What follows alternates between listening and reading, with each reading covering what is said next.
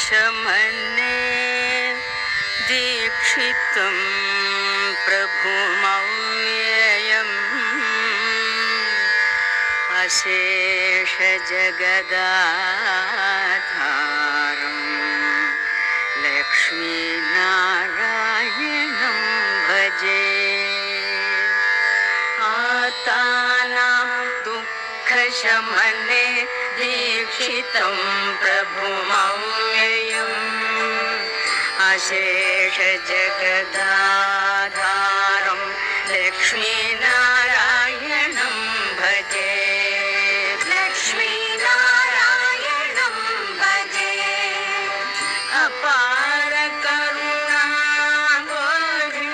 आपद्बान्धवमच्युतम् अपार करुणाबोधिं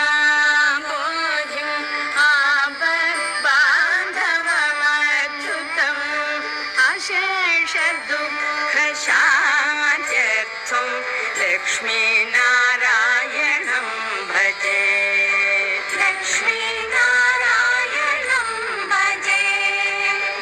भक्तानां वत्सलं भक्तिगम्यं सर्वगुणाकरं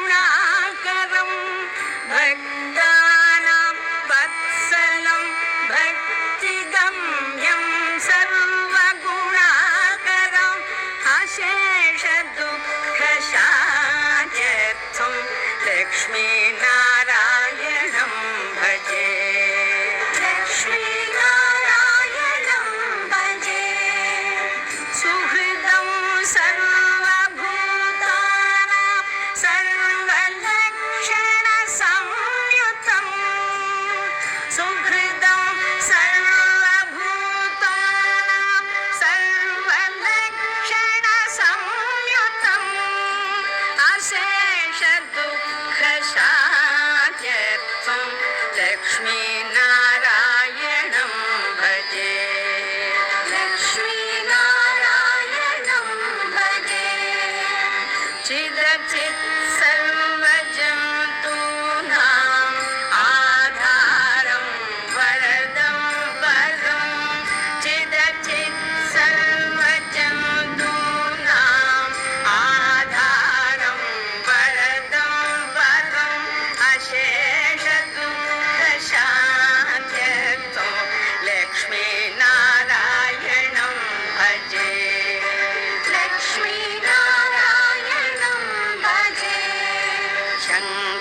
शङ्खचक्रधरं देवं लोकनाथं दयानिधिं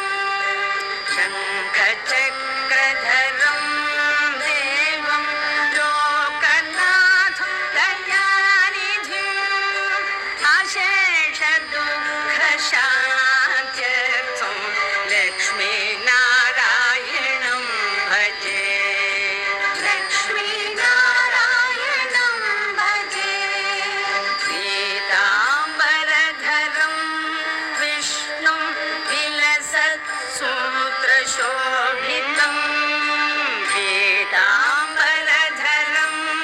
विष्णुं विलसत्सूत्रशोभितम् अशेषदुःखशान्त्यर्थं लक्ष्मीनारायणं भजे। लक्ष्मीनारायणं भजे।